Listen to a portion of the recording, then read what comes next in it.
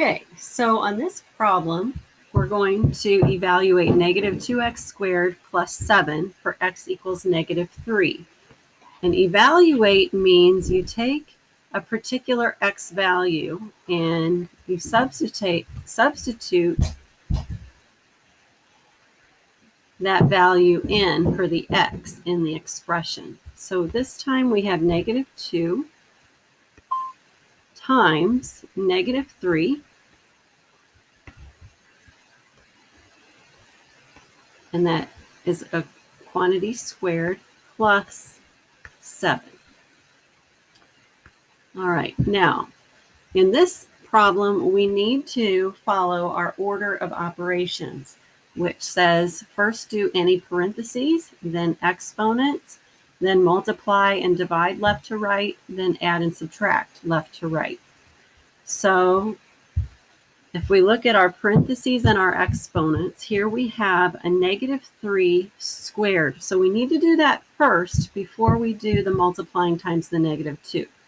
Now, negative 3 squared is actually negative 3 times negative 3. Well, negative times negative is always positive, so this becomes a positive 9. Notice the squared involves the negative as well as the 3. So now we've got negative 2 times 9 plus 7. And then the negative 2 times 9 is negative 18. Because negative times positive is always negative. And now to finish it off, we do the adding and subtracting left to right. So we have negative 18 plus 7. Now when you have a negative plus a positive or a positive plus a negative, you always subtract the numbers and then take the sign of the larger when the sign isn't taken into account. So I can see that the 18, if I'm just comparing the 18 and the 7, the 18 is larger, so I want the sign of the 18. So my answer is going to be a negative, and then 18 minus 7 is 11. So my answer is negative 11. Okay, so I'm going to briefly recap those rules for the signs.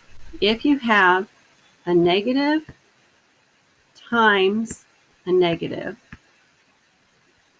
the answer will always be positive. If you have a negative times a positive, the answer will always be negative. If you have a negative plus a negative, that would be like if your temperature outside is negative 2 degrees and then the temperature drops another 5 degrees. Now your temperature is negative 7. Negative plus negative is always more negative. And then finally, if you have a negative plus a positive, it's just going to depend on which number was larger. So you subtract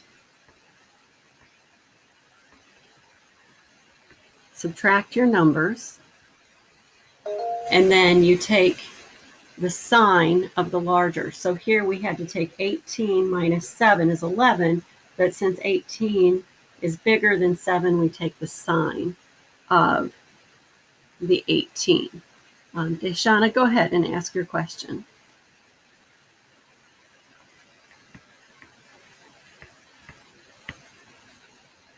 Can you hear me? Yes, I can. So when I solved the problem on my own, I got negative 11, but when I put it in my calculator, it gave me negative 25. I put it in exactly like... Okay, so if you have a negative plus a positive or positive plus negative, you subtract and then take